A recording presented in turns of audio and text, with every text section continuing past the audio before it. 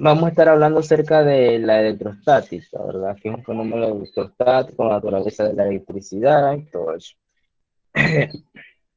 Siempre cuando se inician a estudiar los fenómenos electrostáticos, o sea, se necesita saber qué es la electricidad, o sea, todas las cosas que vienen, eh, o una base, una experimentación, algo tangible de que se vea en la vida real y que sea, y que tenga una explicación científica.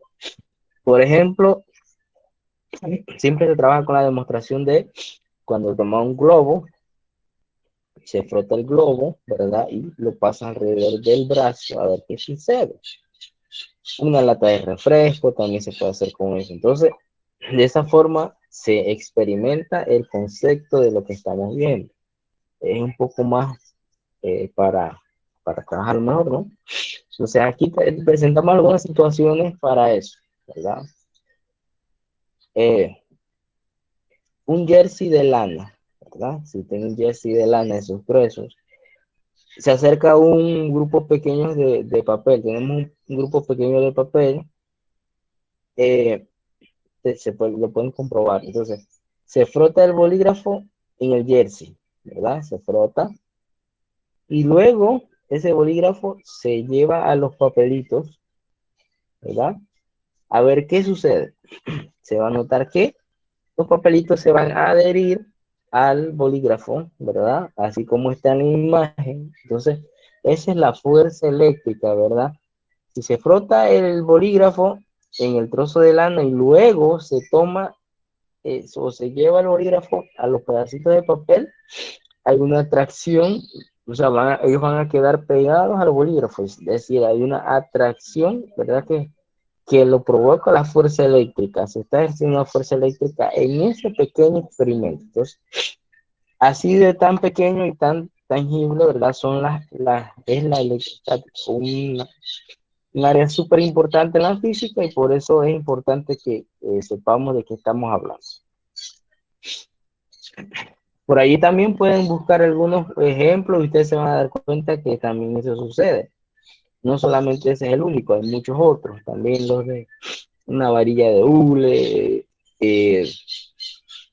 con, con el globo, todo eso puede pasar. Entonces, esa capacidad que poseen algunos objetos al ser rosados y era conocida por los antiguos griegos en concreto, imagínense, de los antiguos griegos, Tales de Mileto comprobó que al frotar ciertos cuerpos con un paño, ciertos cuerpos, aparecían ciertas fuerzas inexplicables que eran mucho más intensas que el ámbar. Entonces, era común que en ese tiempo se experimentara mucho. El método en ese tiempo, el conocimiento científico se basaba en la experimentación para luego ir al complemento teórico o sea, de las leyes o teorías. Entonces, desde ese entonces, desde Tales de Mileto, se empezaba a hablar de algunos elementos de la electricidad, que en este caso como el electrón, el protón y todo eso, que tienen sus orígenes bastante lejanos, ¿verdad? En el tiempo. Muchos de esos fenómenos muestran una relación entre la constitución de la materia y la electricidad. Entonces, esas propiedades, ¿verdad? Dependen de la constitución de la materia del objeto, porque no todos los objetos reaccionan de la misma manera.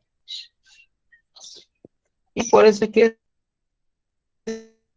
se llama que algunos son, por ejemplo, son materiales conductivos o conductores y otros son no conductores, o sea, la resistencia es mayor a la conducción eléctrica. Eh, algunos cuerpos al ser frotados adquieren carga eléctrica, otros no. Algunos cuerpos, por eso se dice que algunos. La corriente eléctrica descompone algunas sustancias en otras más simples, eso se llama electrólisis. Todas esas cosas se pueden hacer con laboratorios, pero entonces es un poco más complicado, es más, requiere de algunos otros objetos para que se pueda ver de una manera mejor, ¿no?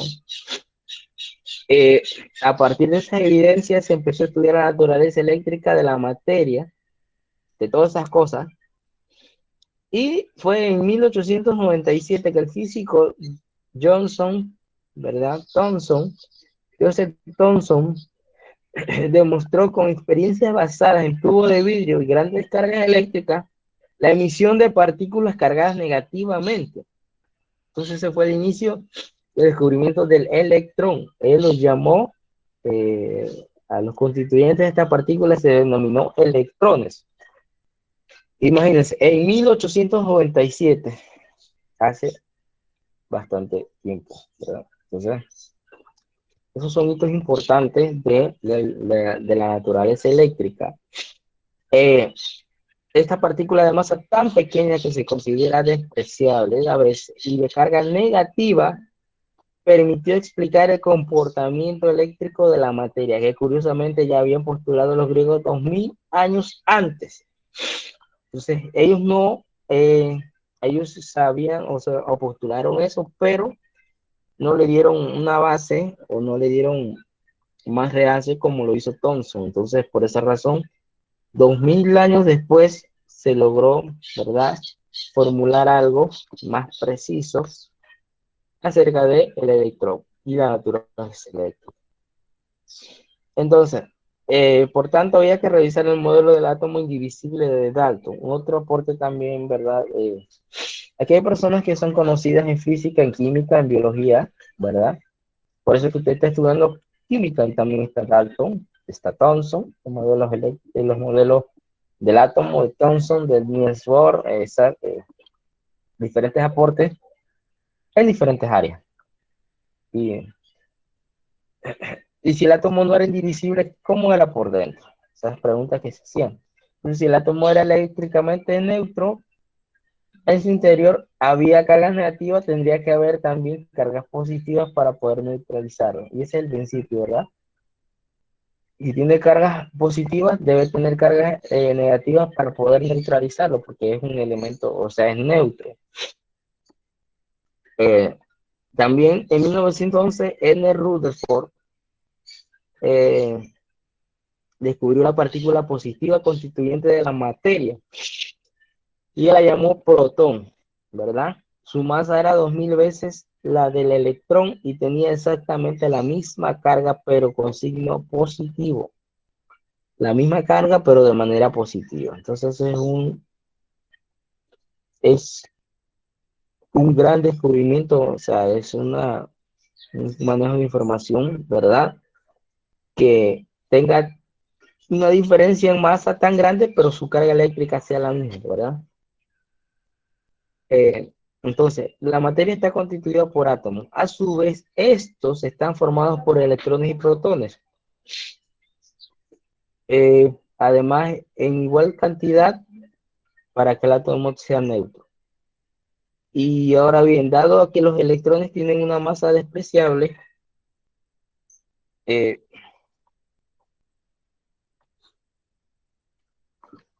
solo con los protones no se consigue toda la masa atómica. Entonces, es importante uno que el otro.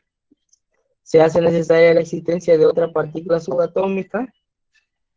Entonces, en 1932, ya más próximo a nuestros tiempos, Chadwick descubrió el neutrón, una partícula de masa apreciable y sin carga eléctrica, ¿verdad? El electrón, el protón y el neutrón. Y carga despreciable, pero con una masa apreciable, ¿verdad? No tiene carga eléctrica. Entonces, ese es uno de los aspectos importantes de este tipo de cosas. Entonces, en el módulo usted tiene bastante teoría para ir trabajando, ¿verdad? Entonces, nosotros vamos a hablar hoy de teoría y mañana, la próxima clase, vamos a estar viendo lo que es los primeros problemas de fuerza eléctrica.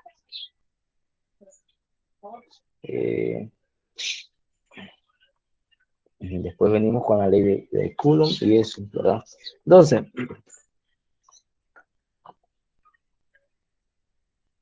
vamos a hablar ahorita de carga eléctrica, ¿verdad? ¿Qué es la carga eléctrica? La materia que nos rodea está formada por átomos, ¿verdad? Y a su vez constan de protones, neutrones y electrones. Los protones y electrones tienen una propiedad que se conoce con el nombre de carga eléctrica. Esta carga eléctrica puede ser de dos tipos: carga eléctrica positiva y carga eléctrica negativa, que tienen los electrones, y los protones tienen carga eléctrica positiva. La figura que se ve allí muestra que dos protones, ¿verdad? Ellos no se atraen, sino que se repelen. Repeler, ¿verdad? Es una propiedad en la que dos objetos no entran en contacto, sino que se alejan, ¿verdad? Bueno, cuando las cargas son positivas ambas, pasa eso, se repelen. Cuando son negativas ambas, también sucede. Cuando uno es positivo y la otra es negativa, entonces hay fuerza de atracción, ¿verdad? Se atrae. Y eso es un principio básico, ¿verdad? Siempre deben tener en cuenta eso. Normalmente, los átomos de los cuerpos tienen tantos protones como electrones. Por lo tanto, tendrán tantas cargas eléctricas como negativas. Esto hace que sean neutros, o sea, son neutros. Neutros. En la actualidad no se sabe qué es o por qué se origina dicha carga, ¿verdad? Lo que sí se sabe es que la materia ordinaria se compone de átomos, y esta a su vez se compone de otras partículas como las que ya definimos anteriormente. Los primeros se encuentran en lo que se denomina el núcleo, ¿verdad? Y los segundos, ya los electrones, en lo que se denomina corteza, girando en torno a su núcleo. O sea, es como si estuviéramos observando un planeta que gira alrededor de un astro. Donde se encuentran en la periferia, esto se fuga, se pierde o ingresa y se gana con facilidad. Entonces, dependiendo de algunas situaciones, se ganan, se pierden, se ingresan o se fugan electrones. Bueno, tenemos algunas propiedades de la carga eléctrica, ¿verdad? La primera, dado que la materia se compone de protones y electrones, su carga se puede deducir que la carga eléctrica es una magnitud cuantizada, ¿verdad? O lo que es lo mismo, la carga eléctrica de cualquier cuerpo es siempre un múltiplo del valor de E. Eso es súper importante. Siempre va a ser un múltiplo del valor de E. Segunda propiedad, en cualquier caso, la carga de un cuerpo se dice que es negativa cuando tiene más electrones que protones. Positiva cuando tiene más, tiene menos electrones que protones, y neutro cuando tiene la misma cantidad de protones y de electrones, ¿verdad? Propiedades de la carga eléctrica, ¿verdad? La carga eléctrica en cualquier fenómeno físico, la carga del sistema que estemos estudiando, o sea, usualmente es idéntica antes y después de que ocurra el fenómeno, aunque se encuentre distribuido de otra forma, pero es igual. Esto constituye que lo que se conoce como el principio de la conservación de la carga, al igual que el de la energía. La carga ni se crea ni se destruye, ya que su valor permanece constante, ¿verdad? Eso es algo muy común. Las cargas pueden circular libremente por la superficie de determinados cuerpos. Aquellos que permiten dicho movimiento reciben el nombre de conductores, y los que no lo permiten se llaman aislantes. Por esa razón, hay muchos materiales que son conductores y otros que son aislantes, que no permiten el paso de corriente. Entonces, por eso dice, se le pone aislante a tal cableado, ¿verdad? Para que aísle. O el techo, cuando aísla el calor, ¿verdad? Se le pone un aislante para evitar que el calor se propase y nos pueda afectar, ¿verdad? Entonces, ese es un ejemplo claro de qué significa aislante y qué es un conductor. La fuerza de atracción o repulsión entre dos cargas, tal y como se establece en la ley de Coulomb, depende del inverso de la distancia, ¿verdad? Del cuadrado de la distancia, que es lo que se trabaja en la fórmula, ¿no? ¿Qué separa? ¿Qué lo separa? Entonces, esa es una de las 5 propiedades de lo que La carga eléctrica siempre. Entonces, los conductores eléctricos, los electrones más cercanos al núcleo están fuertemente ligados por la fuerza de atracción del núcleo.